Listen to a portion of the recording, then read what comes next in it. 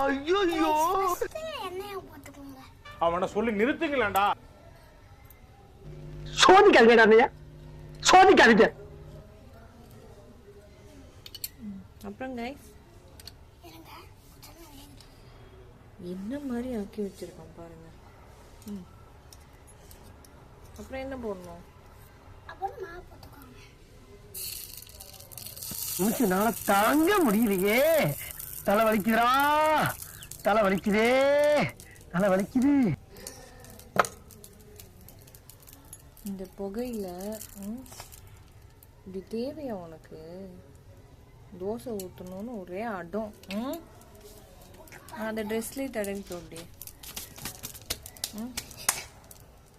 அது எவ்வளோ கருப்பாக இருக்குது, அதை எடுத்துட்டு ட்ரெஸ்ஸில் போய் இப்படி பண்ணுறேன். சரி ஓகே ஓகே.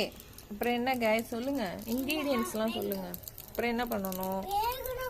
என்னெல்லாம் போட்டிருக்கீங்க கைஸ்? ஃபஸ்ட்டு எண்ணெயை போட்டு நல்லா தேய்ச்சிட்டு அப்புறம் வந்து கொஞ்சம் தான் வேகுது. அப்புறம் மாவு போட்டு கொஞ்சம் தான் வேகுது.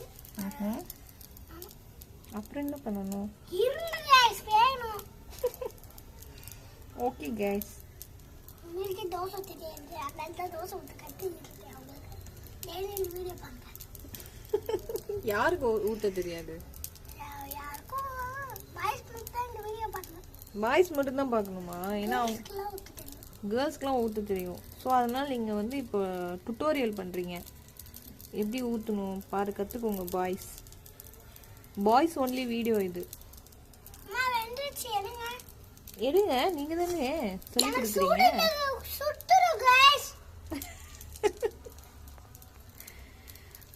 சரி ஓகே இருங்க, வெயிட் பண்ணுங்க.